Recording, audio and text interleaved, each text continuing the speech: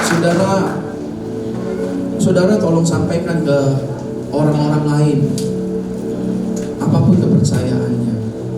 Kalau ada masalah, ada pergumulan, sakit, penyakit, datang ke tempat ini. Gratis kok Bapak Ibu. Persembahan juga nggak dipaksa. Saudara nggak perlu bayar mahal-mahal. Amin.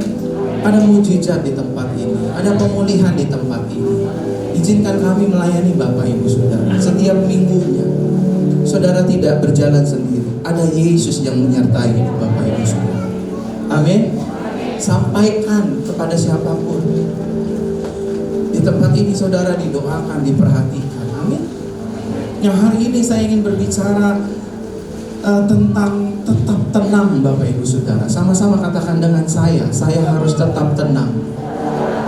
Taruh tangan kanan di dada, sama-sama katakan dengan saya harus belajar tetap tenang. Apapun kondisinya, apapun situasinya, saya harus belajar tetap tenang. Amin Bapak Ibu. Tuhan tahu hari-hari ini semakin sulit hidup di dalam dunia ini, tapi Tuhan tidak meninggalkan kita. Amin. Tuhan melihat isi rekening Bapak Ibu Saudara. Tuhan melihat, mendengar keributan dalam rumah tangga saudara, tetapi Tuhan tidak meninggalkan kita. Amin Bapak Ibu. Mari kita lihat Keluaran pasal 14 ayat 9 dan 12, bagaimana suatu bangsa yang diperhadapkan dengan situasi dan keputusan kondisi yang sulit, tetapi Tuhan tetap ada di pihaknya. Sama-sama katakan dengan saya, Tuhan tetap ada di pihak saya. Ya, kita lihat Bapak Ibu Saudara. Adapun orang Mesir, segala kuda dan kereta Firaun, orang-orang berkuda dan pasukannya mengejar mereka. Sama-sama katakan dengan saya, tentara Mesir mengejar orang Israel. Bukankah seringkali masalah mengejar-ngejar hidup kita? Betul Bapak Ibu Saudara?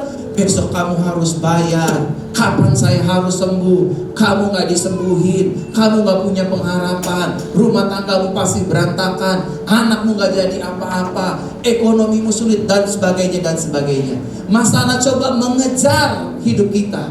Sama seperti orang Mesir mengejar bangsa Israel Bapak Ibu. Dan mencapai mereka pada waktu mereka berkemah di tepi laut dekat Pihahirot di depan Baal Zefon. Yang pertama punya masalah yaitu mereka dikejar oleh bangsa Mesir. Lalu ayat 10 Bapak Ibu Saudara. Ketika Firaun telah dekat, orang Israel menoleh, maka tampaklah orang Mesir bergerak menyusul mereka. Lalu sangat ketakutanlah orang Israel dan mereka berseru-seru kepada Tuhan. Ayat 11.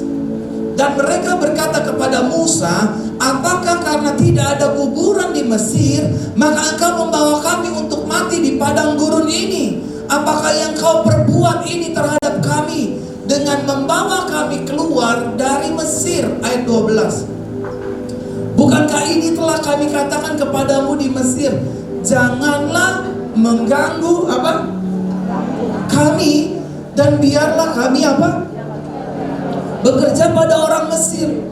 Atau terjemahan aslinya, biarlah kami selamanya menjadi budak. Budak bagi orang Mesir yang menjajah hidupnya. Saya mau tanya sama Bapak Ibu Saudara, siapa yang rela hidupnya dijajah sama masalah? Siapa yang mau hidupnya ditekan oleh masalah? Jangan Bapak Ibu Saudara. Karena saudara dan saya orang merdeka di dalam Tuhan. Amin. Tapi orang Israel lebih memilih menjadi budak Mesir daripada mati fight bersama dengan Tuhan. Orang Israel belum mengerti, orang Israel belum tahu bahwa yang berperang di depan dia adalah Tuhan. Orang Israel selalu hidup melihat faktanya Bapak Ibu Saudara. So melalui firman pada pagi hari ini, please, even though kita hidup di dalam dunia fakta, jangan lihat faktanya. Resesi going up akan jalan saudara, tetapi percayalah firman Tuhan, Dia tidak akan meninggalkan kita. Sebab lebih baik bagi kami untuk bekerja pada orang Mesir daripada mati di padang gurun ini. Bapak Ibu Saudara terkasih dalam Tuhan, tahukah dan sadarkah Bapak Ibu Saudara, yang namanya kepanikan pada akhirnya hanya akan membuat hidup kita salah dalam mengambil keputusan dan salah dalam bertutur kata Bapak Ibu. Setuju gak Bapak Ibu? Orang yang panik panik akan cenderung hidupnya salah dalam mengambil keputusan. Contoh, umur udah 37, ya kan? Panik, sebentar lagi 40. Keputusannya pasti salah. Dia sering pergi ke wedding-wedding, ditanyain sama teman-teman SMA-nya, kok lo masih sendirian sih? Mana suami lo? Iya kan? Akhirnya panik. Ya udahlah, om boleh lah, ini boleh, itu boleh, yang penting gue punya suami. Akhirnya nyesel di kemudian hari. Setuju Bapak Ibu? Orang yang panik cenderung akan salah dalam mengambil keputusan. Bahkan perkataannya cenderung ngaco Bapak Ibu. Orang Israel Bapak Ibu Saudara itu lagi dituntun oleh tiang awan dan tiang api. Dituntun oleh salah satu abdi Tuhan yang bernama Musa, di mana Musa didampingi oleh Harun dan Hur dan serta Miriam Bapak Ibu. Tapi mereka hanya melihat itu di belakang ada tentara yang bawa tombak, lembing dan lain sebagainya untuk membantai hidup kami. Dan di depan Bapak Ibu Saudara ada laut terberau, dan di kanan kiri kami ada padang belantara yang gak mungkin kita bisa lari. Nah seringkali Bapak Ibu Saudara, hidup saudara dan saya diperhadapkan dengan jalan-jalan buntu, dengan pintu-pintu yang tertutup. Tetapi ketahuilah Bapak Ibu Saudara, di tengah-tengah tidak ada jalan, Dia akan buktikan Dia adalah jalan. Di tengah-tengah sepertinya pintunya tertutup, Dia akan buktikan bahwa Dia adalah pintu jalan keluarnya. Setuju? Kasih tepuk tangan bagi Yesus. Amin Bapak Ibu Saudara. Saudara jangan pernah underestimate sama Tuhan. Kenapa hidup saya begini? Kenapa nasib saya begini? Kenapa tubuh saya begini? Finally Tuhan akan sembuhkan saudara. Finally Tuhan akan tolong kita. Finally Tuhan akan angkat kita. Tidak selama-lamanya kata firman Tuhan orang benar dibiarkan Tuhan. Tidak dipermalukannya orang yang berharap kepada Tuhan. Tidak dikecewakannya orang yang mengandalkan Tuhan Bapak Ibu Saudara. Saudara punya problem, saya juga punya problem. But we have Jesus as Lord and as a Savior Bapak Ibu Saudara. Amin. Sebagai Tuhan dan Juru Selamat kita masih memiliki pengharapan dalam Tuhan. Saudara mulai hari ini belajar untuk jangan bersedih. Dan belajar untuk tetap tenang. Bahwa sakit saudara pasti akan disembuhkan. Cancer ibu pasti akan disembuhkan. Tumor kita pasti akan disembuhkan. Belajar tenang Bapak Ibu Saudara. Buat para pengusaha, entrepreneur semuanya, atau buat opung ya yang mungkin selama ini aduh dagangan lagi sepi. Semua orang mengalami ini. Tapi dengar apa kata Maliaki, dia dicatat dengan baik. Tuhan akan membuat perbedaan antara orang yang beribadah kepada Tuhan dengan orang yang tidak beribadah kepada Tuhan. Orang yang tidak beribadah kepada Tuhan, dia harus mencari berkat setengah mati. Tetapi orang yang percaya dan beribadah kepada Tuhan, bukan dia cari berkat, berkat cari dia. Tugas kita buka toko, pergi ke warung, pergi ke kantor. Nanti indah pada waktunya Tuhan berkatnya turun atas kita. Tepuk tangan bagi Yesus. Tugas kami enggak gimana ya cara jemaat ini penuh ya bikin itu bukan tugas kami. Tugas kami hanya just pray for others.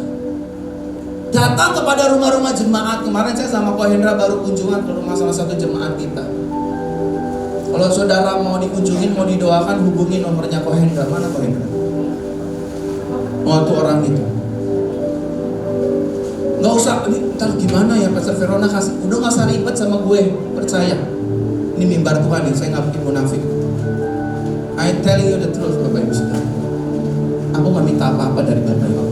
Aku pengen lihat hidup Bapak Ibu Saudara diberkati, sukses, berhasil, sehat, diangkat Tuhan, dipromosikan Tuhan. Amin. Kalau mau berkati gereja lah, supaya kita bangun gereja ini, supaya kita care satu dengan yang lainnya Bapak. Amin. Saudara terkasih dalam Tuhan, bangsa Israel itu panik setengah mati. Aduh Musa, ini di belakang tentara berbondong-bondong. Nanti kalau ditusuk gimana dong? Bukankah seringkali kita mengalami kepanikan? Tiba-tiba debt collector datang. Shalom. Kan debt collector sekarang ada yang rohani. Assalamualaikum. Bu Juli. Ya dep kolektor kan begitu gayanya. Mas dep kolektor gayanya. Yang Boten Suki. Bu Juli ada apa? Terus susternya keluar. Nggak ada, mau apa? Maaf, salah rumah.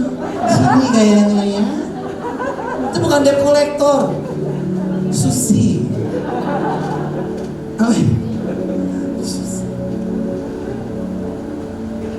Ambon tinggi, metalik gitu kan.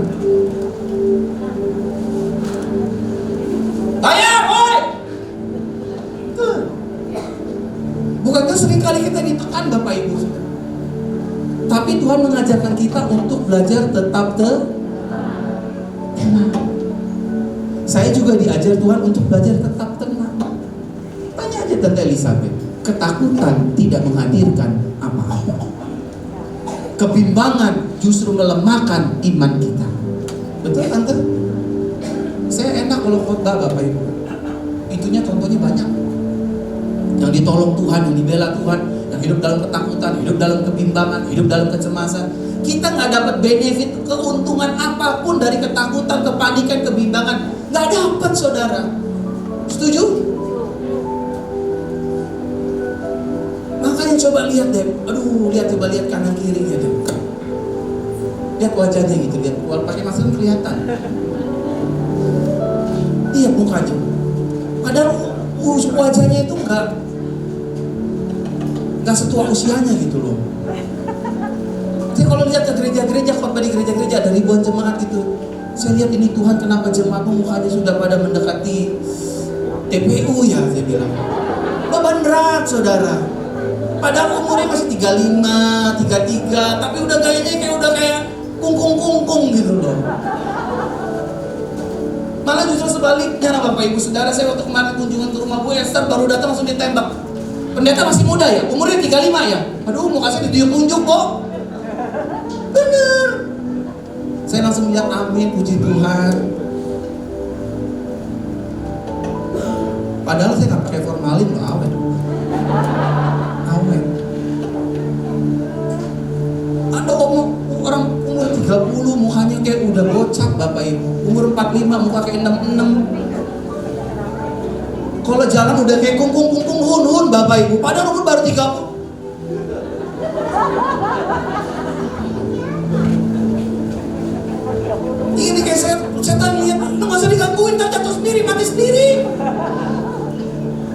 Alek lo mau kemana? Jangan tanya-tanya, bukan gue berani. Kejebur. Nah saudara, ingatlah firman Tuhan ini, belajar tenang. Oke, saya ada masalah, oke saya ada tagihan, oke saya ada pergumulan.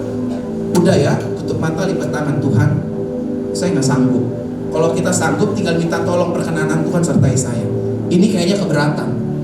Ada bagian kita, ada bagiannya Tuhan. Amin. Kalau rasa kita bisa, go ahead. Kalau rasa kita gak bisa, Tuhan tolong saya. Tolong. Amin. Selalu saya katakan dalam khotbah saya, orang yang minta tolong sama Tuhan pasti ditolong. Tangan Bapak. Nah, Bapak Ibu, saudara terkasih dalam Tuhan, the question is, mengapa kita harus tetap tenang ketika kita menghadapi banyak pergumulan, tantangan, masalah? Yang pertama Bapak Ibu Saudara, karena masih ada Tuhan yang pasti membela hidup kita. Amin. Kenapa Tuhan mengajarkan saudara dan saya dan gereja ini, udah tenang aja, tenang, be still, be calm gitu loh. Don't move. Saudara coba deh belajar, ambil tali, saudara ikat, exercise gitu coba ya. For example gitu, ikat yang kuat, terus saudara gerak-gerak begini, yakin ininya merah-merah semua, berdarah, karena saudara nggak tenang. Setuju? Makin saudara berontak, makin saudara tersakiti, makin saudara berontak, makin saudara terlukai, berdarah-darah saudara. Tapi waktu saudara belajar tenang, aduh Tuhan ini kayak masalah, ini berat nih Tuhan.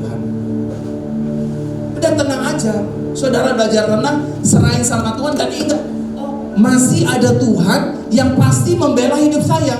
Sama-sama katakan dengan saya, masih ada Tuhan yang pasti membela hidup saya.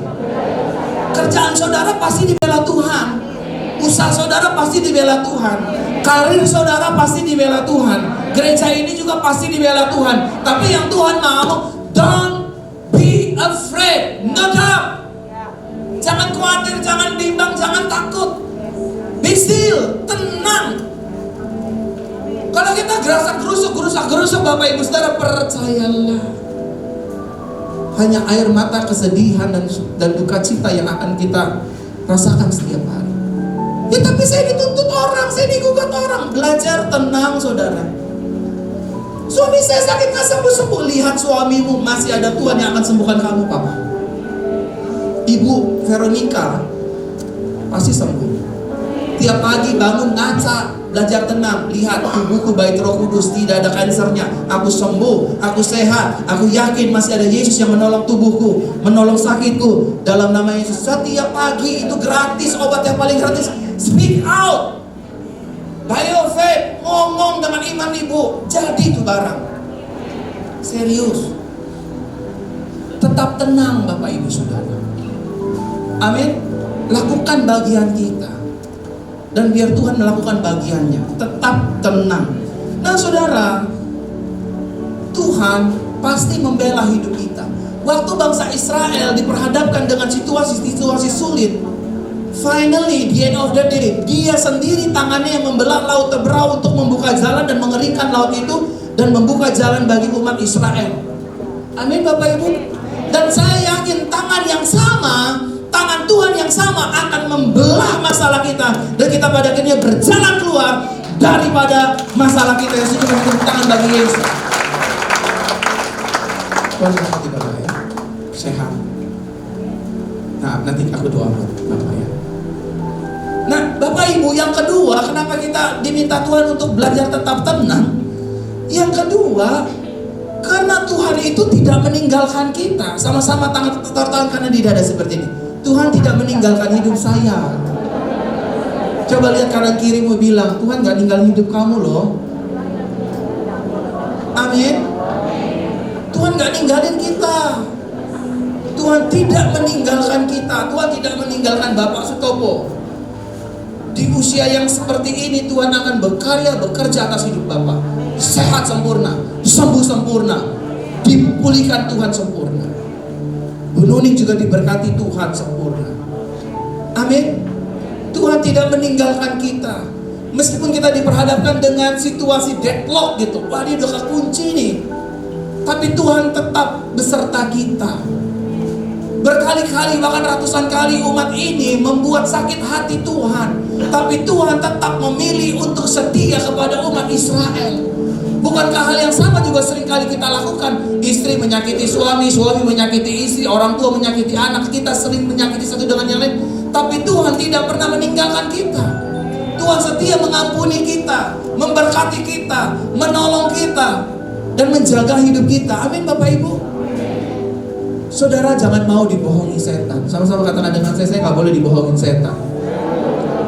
Karena tahu gak Bapak Ibu Saudara, kepanikan itu salah satu senjata di tangan setan untuk membunuh iman kita, membuat kita stres, membuat kita hilang harapan. Saudara, harusnya saya info bulan Desember ya, tapi saya gak apa-apa lah, saya info, saya orangnya memang excited.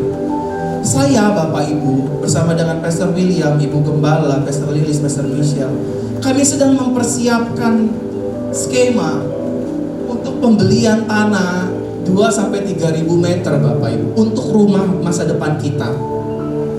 Tapi sementara, nanti yang jauh lebih besar ada lagi. Kami coba ingin membangun representative of Christ Kingdom. Tanahnya kami udah survei di mana-mana Bapak Ibu. Bahkan kami ada 2 opsi, apa kita beli di atas tanah atau di gedung Bapak Ibu. Apa mall mati kita beli. Duitnya dari mana? We don't have money but we have Jesus. Gereja ini ada juga nggak ada duitnya Bapak Ibu. Nggak tahu dari mana. Ini bukan lagi gagah-gagahan, tapi Tuhan lagi suruh kami, suruh kita untuk mempersiapkan satu jemaat yang benar-benar depend on Christ, mengandalkan Tuhan sepenuhnya dan tidak hidup karena fakta Bapak Ibu Saudara. Nanti minggu-minggu ini saya akan terus searching lagi untuk mencari tempat, tanah dan lain sebagainya. Saya bilang sama tim pengembalaan, Gereja ini berbeda. Kalau mungkin tempat orang lain ya, harus ada duitnya dulu, perencanaan dulu, baru action. Kalau gereja ini enggak. Action dulu, cari dulu, perencanaan, duitnya datang.